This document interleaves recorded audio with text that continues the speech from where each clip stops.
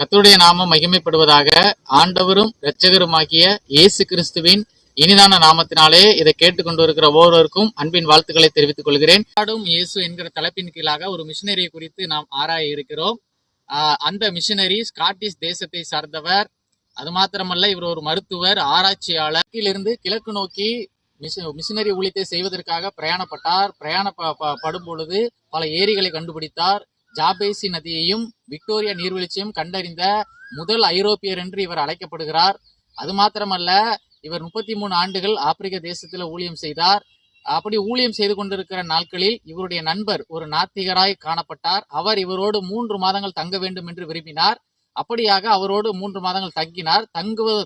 தங்குவதற்கு முன்பதாக ஒரு நிபந்தனையை விதித்தார். அது என்ன நிபந்தனை என்று சொன்னால், இயேசு கிறிஸ்துவை குறித்து நீ எந்த ஒரு வார்த்தையை நடத்த அந்த 3 மாதங்கள் சொல்லக்கூடாது என்று சொன்னார். 3 மாதங்கள் முடிந்தவுடன், நீ ஆராதிக்கும் அந்த இயேசுவை நான் அறிந்து கொள்ள விரும்புகிறேன். எனக்கு இப்பொழுது இயேசு கிறிஸ்துவை குறித்து சொல்லு.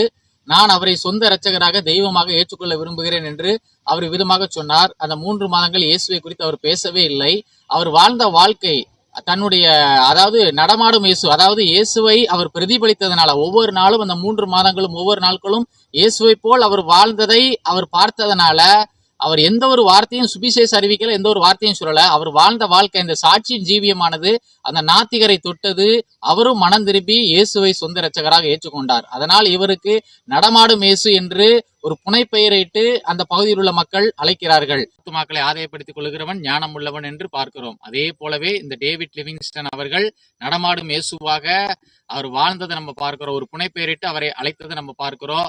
நாமே ஆலயமா இருக்கிறோம், கிறிஸ்துவை உடையவர்களாய் இருக்கிறோம். அதை கிறிஸ்துவை பிரதிபலிப்பும் ஒவ்வொரு. இந்த டேவிட் லிவிங்ஸ்டன் மிஷினரியுடைய வாழ்க்கை உங்களுக்கு மிகவும் பயனுள்ளதாக இருக்கும் என்று நான் கர்த்தருக்குள் விசுவாசிக்கிறேன். வரக்கூடிய நாட்களில் மற்றொரு மிஷினரியை குறித்து மற்றொரு தகவலோடு கூட நாம் வேதத்தை ஆராயலாம். தொடர்ந்து இதில் இணைத்திருங்கள். ஆமென்.